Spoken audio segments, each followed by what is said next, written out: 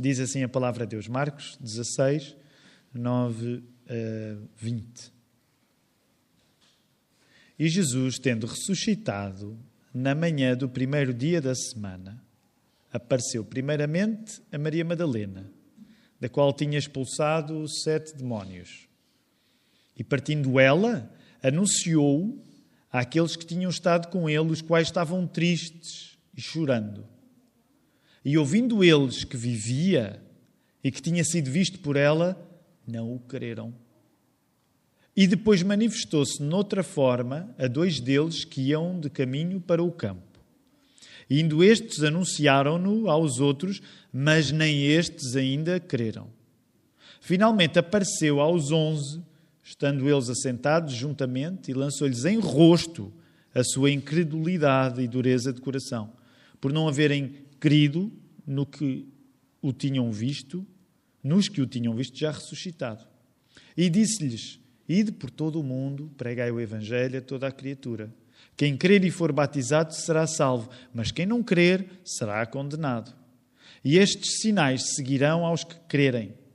Em meu nome expulsarão os demónios, falarão novas línguas, pegarão nas serpentes, e se beberem alguma coisa mortífera, não lhes fará dano algum. E porão as mãos sobre os enfermos e os curarão. Ora, o Senhor, depois de lhes ter falado, foi recebido no céu e assentou-se à direita de Deus. E eles tendo partido, pregaram por todas as partes, cooperando com eles o Senhor e confirmando a palavra com os sinais que se seguiram. Amém. Vamos lá, eu estive a fazer contas, também não era difícil, era só ir ao YouTube da igreja e ver quando é que o primeiro sermão foi pregado. Então foi pregado no primeiro domingo de novembro do ano passado, o que significa que nós investimos 1 ano e 2 meses a estudar o Evangelho de Marcos, 1 ano e 2 meses. E hoje é a cena da despedida, a mensagem chama-se A Despedida, já noutras ocasiões, a pretexto de textos diferentes, tenho partilhado isto que quero partilhar convosco. Quando nós estamos em últimos encontros, as palavras têm uma importância muito grande. E eu sei que para aqueles que, por exemplo, venham da Lapa há mais tempo, já me ouviram várias vezes a dizer isto, mas deixa-me insistir. Até porque, por exemplo, isso é uma circunstância que às vezes toca pastores. Ou, por exemplo, eu acho que aqui não temos nenhum profissional de saúde. Não temos nenhum médico ou enfermeiro aqui, pois não? Mas, por exemplo, também toca médicos, que é... imaginem que vocês estão a atender uma pessoa que está nos últimos momentos da sua vida. Todas as conversas se tornam muito importantes. Eu não sou médico, não sou enfermeiro, mas por causa da visitação. É curioso, nos últimos anos é uma coisa que não me tem acontecido tanto porque a igreja ficou muito jovem, mas só para terem ideia ainda da pré-história, falando numa igreja nova, durante anos, ainda antes de eu e a Ruth e outra família nos termos metido na aventura de abrir uma igreja nova em São Domingos, Benfica, eu e a Ruth servíamos, eu era obreiro auxiliar, eu servia sobretudo na área da música e dos jovens e adolescentes, mas numa igreja em Moscavide, Igreja Batista de Moscavide, existe uma querida igreja, mas era uma igreja, como a maior parte das igrejas batistas na altura, em Portugal, envelhecida. Então uma boa parte do meu tempo, quando estava a ajudar o pastor Teo Cavaco, é meu tio, era assistir pessoas mais velhas. Então, havia muita visitação a hospitais, a casas e por aí fora.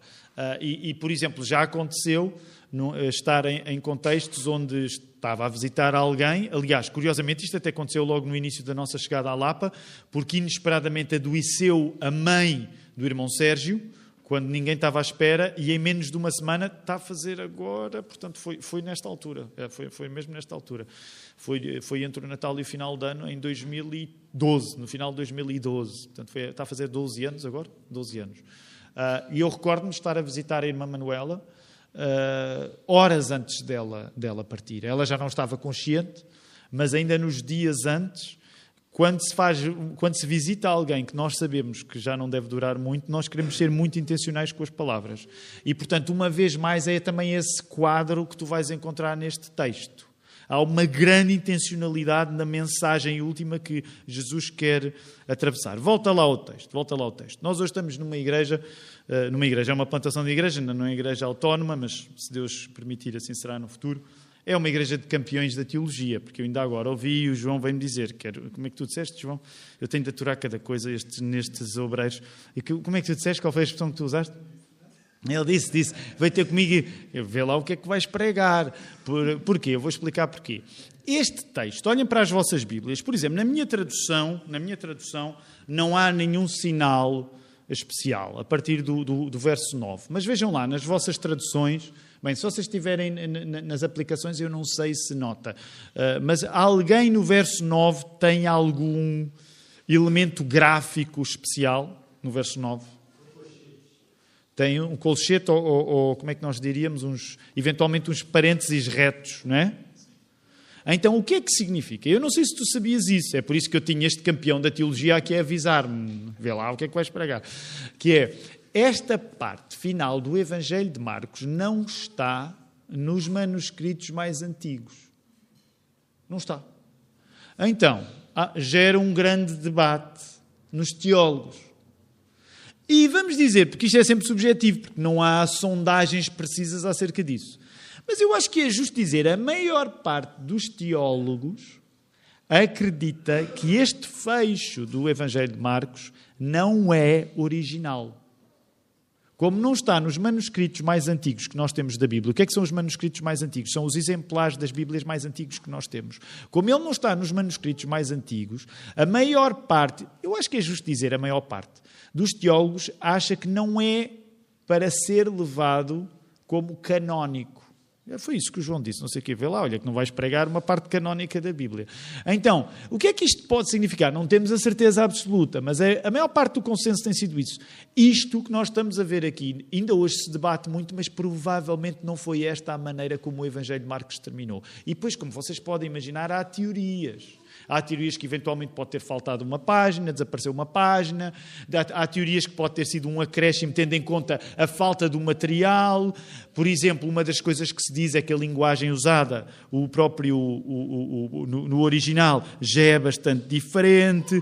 Eu vou só dar-vos algumas razões que nos levam a acreditar que provavelmente este final, de facto, não é o final original. Por exemplo, só para terem ideia... Onde é que está? Por exemplo, os manuscritos mais antigos não têm, há uma linguagem distinta que não é usada no resto do Evangelho de Marcos, a própria consistência das observações que o evangelista está a fazer não é consensual. Portanto, se vocês me perguntarem, e tu, Tiago, tu que não és um teólogo, que és apenas um pastor, caso no Brasil chamam-me teólogo, e eu não me importo, quando vou lá chamam-me teólogo, e eu digo, deixa estar, se eles chamam é porque eles sabem.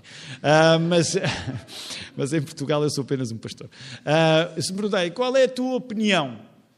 Eu também acho que provavelmente este final não é o final, não é canónico, daí as chavetas que tu podes encontrar. O que não significa que nós não possamos aprender com ele, mesmo tendo em conta que uma das coisas, logo, vocês já estão a ver onde é que eu vou chegar. Se há partes disputadas na Bíblia que não fazem parte dos manuscritos, aconselha a prudência a não se construir o quê? Sobre estes textos, a não se construir o quê? Não se construir doutrina. Deixa-me falar-te num pessoal assim bem louco. O cristianismo gera gente muito louca, claro. Nós fazemos parte dessa loucura santa. Mas, por exemplo, eu não sei se tu sabes, também é a partir deste texto que existem, sobretudo nos Estados Unidos, umas igrejas assim de tradição pentecostal mais radical, que talvez tu já tenhas visto em filmes, que são chamados os Snake Handlers. Nunca viste um filme com Snake Handlers? Portanto, são aquelas pessoas, é uma linha pentecostal muito radical. Portanto, atenção, é radical, não estou a falar do pentecostalismo clássico. Estou a falar mesmo de uma linha, permite-me dizer assim, hardcore, que são crentes, sobretudo nos Estados Unidos, nas montanhas, nas Appalachians, portanto, lá naqueles montes mais perdidos, onde as pessoas, durante o culto, isto que eu te estou a dizer é verdade, encontras documentários na Netflix e coisas assim acerca deste pessoal, que leva cobras para o culto e que durante o culto pega em cobras. Quem é que já tinha ouvido falar deste pessoal? São poucos. Vocês são um pouco curiosos. Eu já tinha ouvido falar. Agora imaginem eu hoje trazer para aqui uns cestos. Geralmente levam em cestos e durante o culto eles pegam nas cobras. Porquê? Porque como não sabem, se calhar não estudaram muito a teologia, não sabem que este final do Evangelho de Marcos não é prudente construir grande teologia, eles constroem grande teologia. Esta é uma das partes, como tu podes ver aí, por exemplo. Olha aí, verso 18, eles constroem teologia a partir daqui. Não é saudável construir teologia em partes da Bíblia que são disputadas. E não são disputadas hoje, são disputadas ao longo dos séculos. Só para terminarmos este ponto, quem é que não sabia que este final do Evangelho de Marcos tinha esta característica? Quem é que não sabia? Então somos alguns. Estão a ver, é uma novidade que eu vos estou a dar hoje. Há outras partes na Bíblia que não estão nos manuscritos mais antigos. Digam só mais uma. Uma parte na Bíblia, assim, há uma passagem clássica que também não está nos manuscritos mais antigos, que é muito linda, mas não está nos manuscritos mais antigos. Exatamente. João, capítulo 8. Estão a ver quando trazem a mulher para ser apedrejada por adultério? Esse texto também não está nos manuscritos mais antigos. Há muito debate acerca de se ele será verdadeiramente canónico. Não quer dizer que nós não possamos aprender com ele, mas quando nós estudamos a Bíblia descobrimos estas coisas fascinantes. Então, deixem-me começar por reconhecer isto. Não podendo nós conhecer as razões pelas quais o Evangelho de Marcos nos chega da maneira como nos chega, eu acho que nós podemos e nós devemos refletir acerca deste texto, que provavelmente não é canónico, para, com prudência, pensarmos naquilo que o texto diz, que não deixa de ser canónico. Então, apesar de eu pessoalmente não acreditar que esta parte seja canónica, há partes fundamentais daquilo que está aqui a ser dito que nos devem servir para nós fazermos pensar naquelas que são seguras, nós dizemos que são canónicas. Então, rapidamente, quero-vos falar na primeira coisa, que são as aparições de Jesus, depois da ressurreição. Por exemplo, não é só o Evangelho de Marcos que nos diz que quem é a primeira a quem Jesus apareceu? Portanto, é seguro, ele diz aqui, e é verdade, quem é que é a primeira pessoa que vê Jesus? Nesse sentido? Maria Madalena. Que Maria Madalena era esta? Até porque está aqui a dizer, não é? É Maria Madalena a quem Jesus tinha expulsado os demónios. Reparem, nós já antes falámos nisso, sobretudo agora na cena final da crucificação, e no domingo passado o João pregou muito bem também sobre o assunto, lembrando o destaque que as mulheres ganham por aparecerem quando, por exemplo, não vemos a iniciativa masculina, não é? As mulheres mostram uma iniciativa quando os homens não mostram. E isso é destacado ao ponto de a primeira testemunha da ressurreição de Jesus ser uma mulher. Provavelmente pode já ter ouvido falar sobre isto, mas vocês sabem que o testemunho de uma mulher, naquele tempo e naquela cultura, não contava a mesma coisa. Não contava a mesma coisa. Um testemunho de um homem valia mais. Já pensaste na força do facto da primeira testemunha da ressurreição ser uma mulher? É uma valorização das mulheres. E deixa-me dizer isto com franqueza. Por exemplo, nós não acreditamos que é bíblico uma mulher ser pastora. Não acreditamos em mulheres pastoras. Respeitamos quem o faz. Não andamos a tirar pedras a igrejas com mulheres pastoras, ou se nos aparecer... Por exemplo, eu convivo volta e meia com mulheres pastoras e eu não digo, você não devia ser pastora. Não é? Tenho amizade com algumas mulheres pastoras, mas, por exemplo, nós não acreditamos que é bíblico uma mulher ser pastora. Isto só para dizer a coisa que até parece negativa. Ouvi dizer que eles não acreditam em mulheres. Sim, nós não acreditamos. Porquê? Porque a Bíblia, quando fala de pastorado, reserva-o a homens. Mas isto não significa que nós não devamos valorizar o poder extraordinário da primeira testemunha aos apóstolos ter sido uma mulher.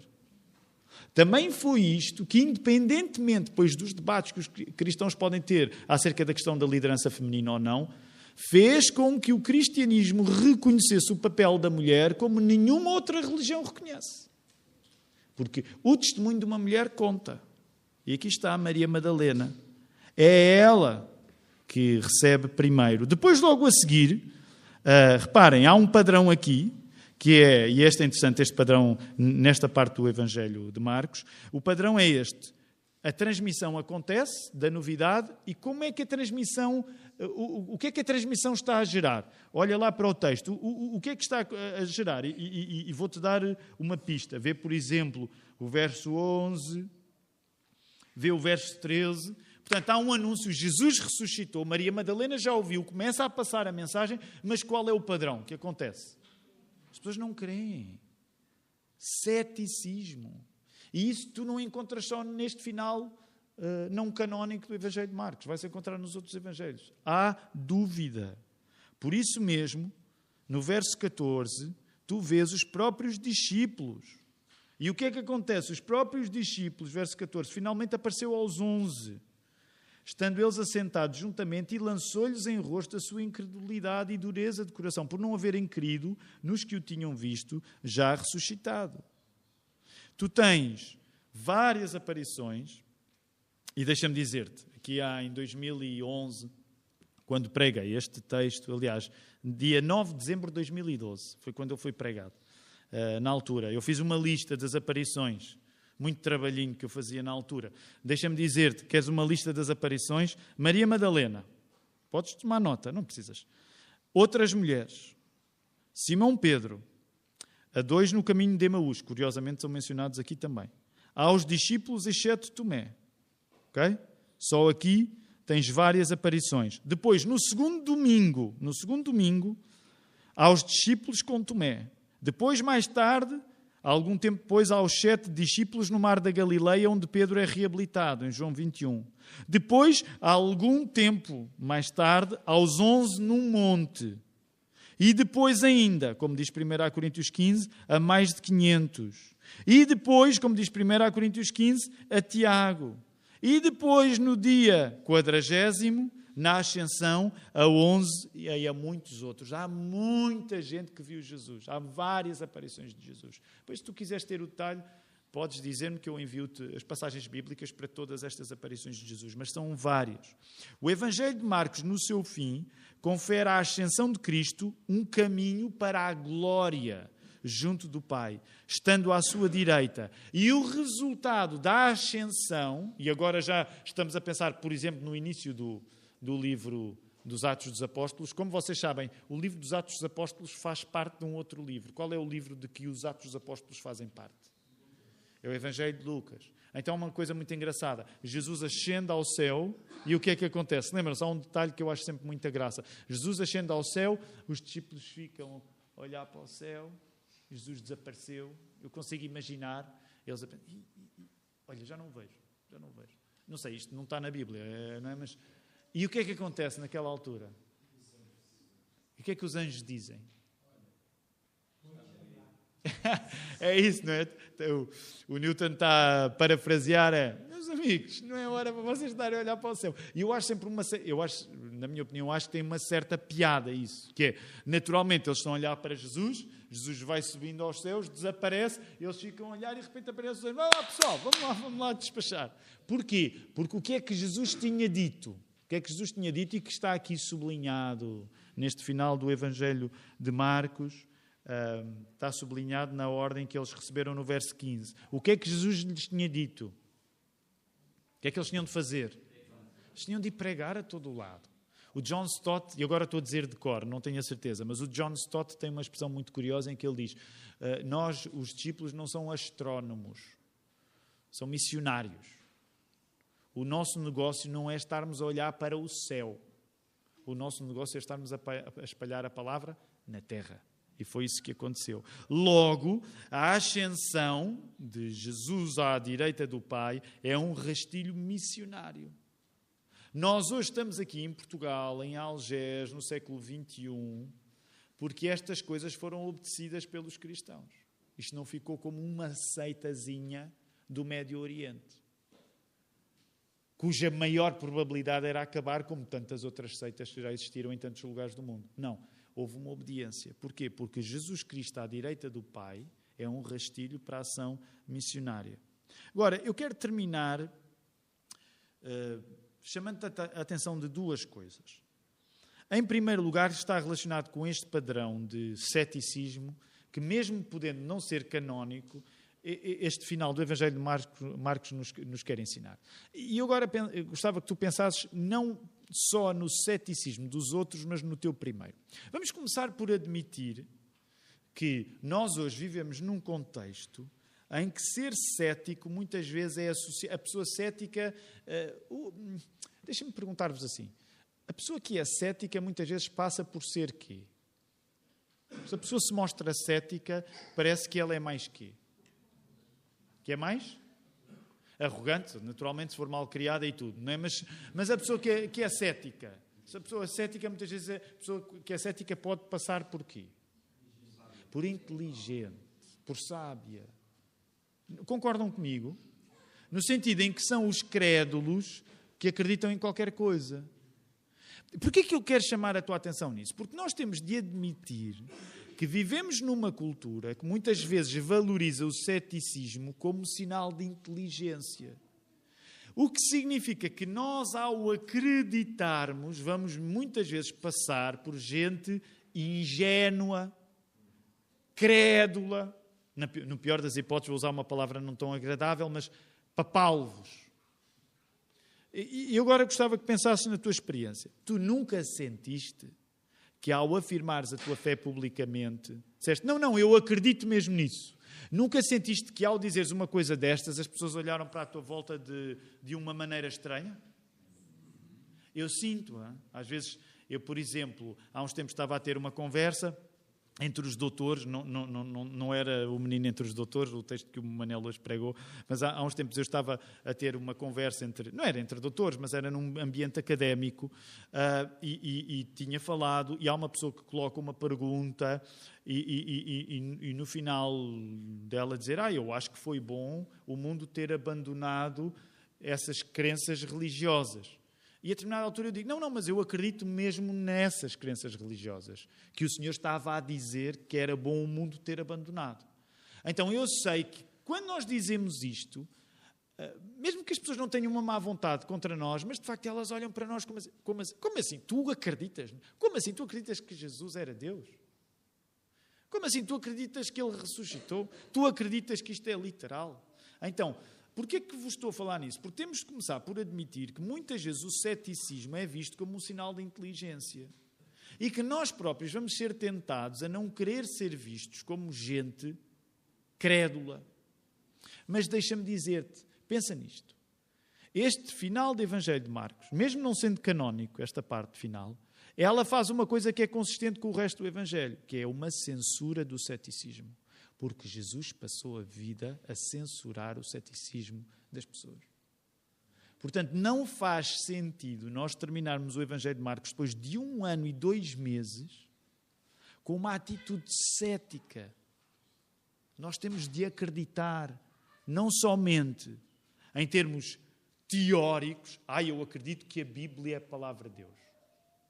Não, em termos práticos também. Eu acredito que a Bíblia é a palavra de Deus e eu acredito nos planos que Deus tem para a minha vida. Muitas vezes não é fácil descortinar claramente que planos são esses, mas nós devemos ter uma atitude de convicção. E claro que eu não resisto a aplicar isto ao facto de sermos uma plantação de uma igreja nova. Há pouco, quando o Newton dirigia o tempo de oração para os adultos antes do culto, ele pedia por, como é que era, expectativas para 2025. Eu tenho uma expectativa, eu partilhei há pouco, volto a partilhar agora. Eu tenho a expectativa de que Deus vai fazer coisas grandes nesta comunidade. E aí, deixa-me ser sincero, se eu não tiver essa expectativa, pessoal, eu gosto muito de vocês, mas aquele domingo à tarde em que eu ia para casa e dormia uma sesta e via um filme, eu tenho saudades disso. Sou sincero, tenho saudades disso. Portanto, se Deus não tiver de facto grandes planos aqui, por muito que eu goste do vosso convívio pessoal, eu não ia dar a minha vida por isso. Estou a ser sincero. Portanto, se nós aqui estamos, tem de ser porque de um grande Deus nós esperamos grandes coisas, como dizia William Carey. De um grande Deus nós temos de esperar grandes coisas. E a partir do momento em que a minha atitude, a minha fé não é baseada numa hesitação, mas numa convicção, Isso muda a minha vida, muda a maneira como eu estou em Algés. Reparem, eu não vos estou a dizer, Deus vai fazer aqui uma cena que daqui a um ano eu me vou virar para vocês, se ainda cá estivermos todos, e dizer assim, estão a ver, eu tinha-vos avisado. Não é isto. Mas, de facto, eu estou crente que esta ideia de abrir uma igreja nova é para acontecer porque Jesus disse que era para acontecer e porque Ele está à direita do Pai. Portanto, primeira ideia, se Jesus está à direita do Pai, tu tens de estar comprometido com a expansão do Evangelho em novas igrejas. É por isso que nós estamos aqui em Algés. Segunda e última coisa que eu gostava que nós pudéssemos pensar. Esta história que Marcos nos conta, vamos só para fazer agora, estão a ver, quando as pessoas dão a mão e o primeiro precisa dar a mão àquele que está no outro lado, que é para o círculo fechar. Vamos fechar o círculo. Volta lá. Se vamos fechar o círculo, vamos a que texto? Em Marcos. Se vamos fechar o círculo, vamos a que texto? Marcos 1. Vai lá, Marcos 1. Quem é que pode ler? Marcos 1, 1.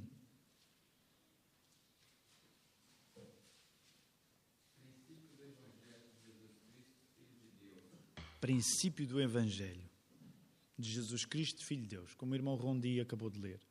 Sente a mão a dar-se para que o círculo se feche. A história do Evangelho de Marcos é a história mais importante que existe. É a história que dá explicação a qualquer aspecto da tua vida. É um Evangelho breve, com características muito próprias. Passámos mais de um ano a ouvi-lo, a lê-lo. Mas, de facto, a ambição espiritual deste Evangelho é total. Porquê? Porque este Evangelho está-te a contar a história mais importante que existe. Princípio do Evangelho, princípio da boa notícia, Jesus Cristo, Filho de Deus. O que significa Jesus Cristo ser Filho de Deus? Significa Ele ser recebido à direita do Pai. Enquanto Jesus estiver à direita do Pai, tu podes ter a garantia que esta história é verdadeira. Como Jesus não deixou a direita do Pai, Ele está entronizado à direita do Pai, mesmo que isto desafie muitas coisas na nossa capacidade de pensar. Deus ser Pai, Filho e Espírito Santo. Mas como Jesus está à direita do Pai, isto significa que o princípio desta história foi completado. E a partir desta história que o evangelista Marcos contou, ele que é o primeiro dos evangelistas, a partir desta história que o evangelista Marcos acabou de contar e que tu agora chegaste ao fim, tu podes ter o sentido fundamental da tua própria existência. Esta história é a história mais importante que existe e que tu já aprendeste.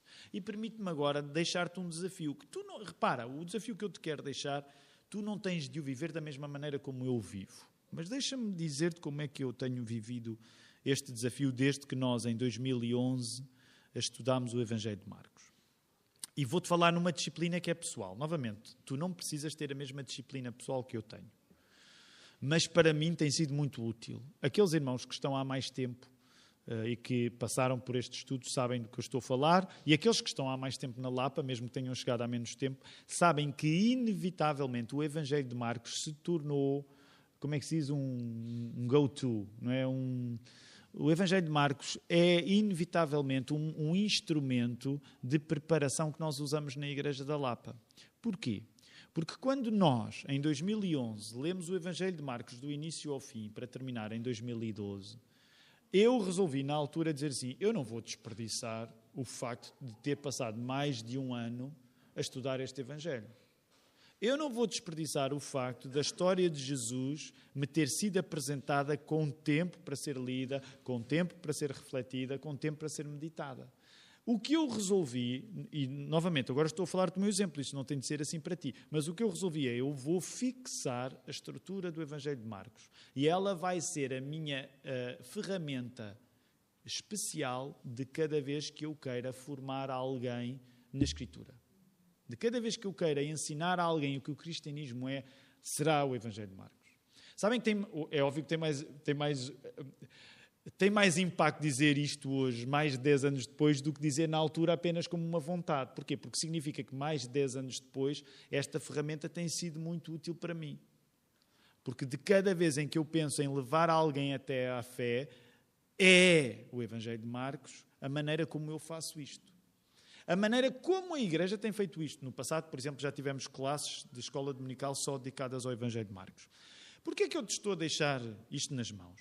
O que tu vais fazer com este Evangelho é da tua conta, não é da minha. De certa maneira é da tua conta. Tu é que sabes o que vais fazer com este Evangelho. Mas deixa-me só perguntar, e é a última pergunta que eu faço, que peço que se levantem as mãos. Quem é que já teve outra experiência parecida aqui, de ter começado a ler um Evangelho do início ao fim na igreja? Quem é que já teve uma experiência assim? Levanta a sua mão. O Rondio... Mas vocês foi esta, certo? Já tiveram outro Evangelho que foram lidos do início ao fim nas vossas igrejas? Não, na igreja, ao domingo de manhã.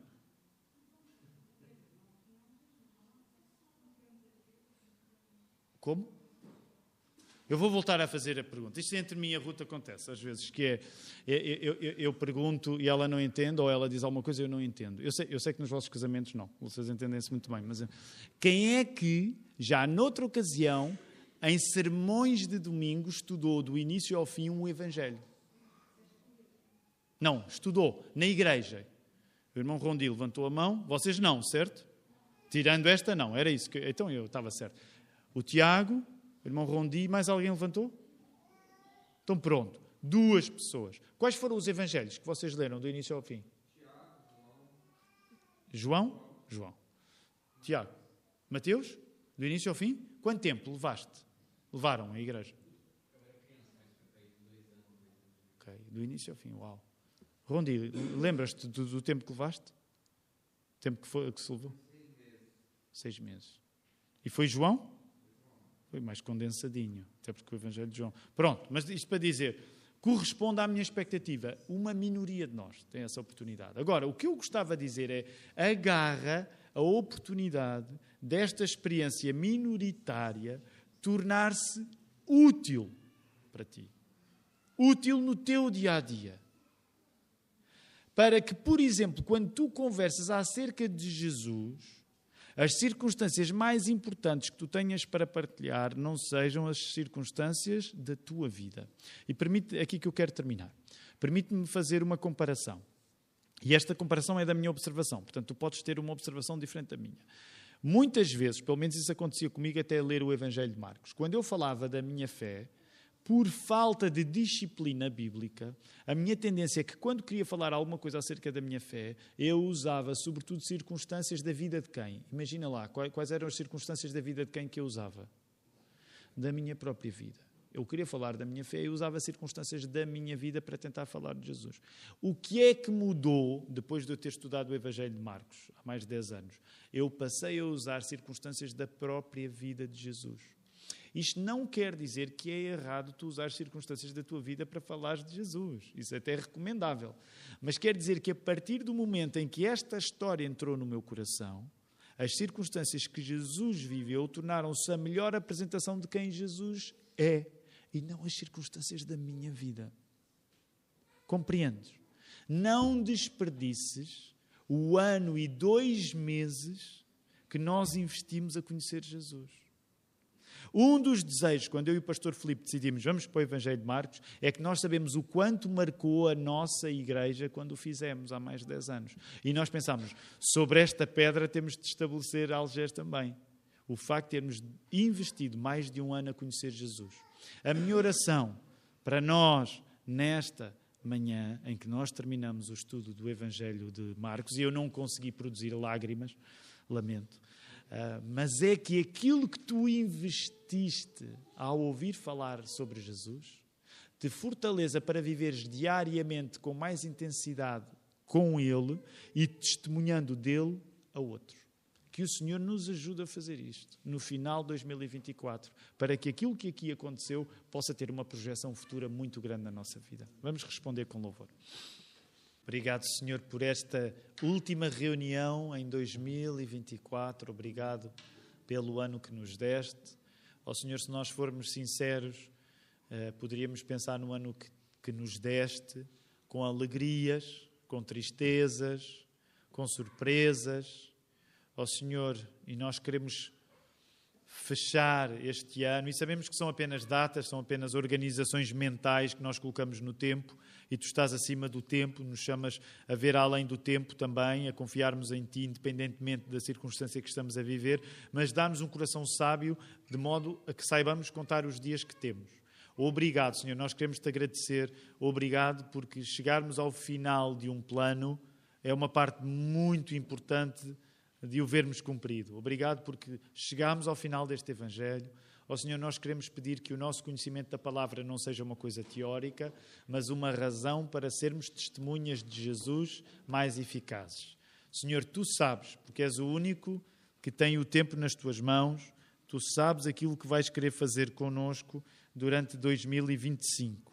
Mas nós pedimos que Tu possas abençoar o trabalho aqui em Algés. Recebam também por isso a bênção do nosso Senhor. Que a graça do Senhor Jesus Cristo, o amor de Deus Pai e a comunhão do Espírito Santo sejam convosco agora e para sempre. Amém.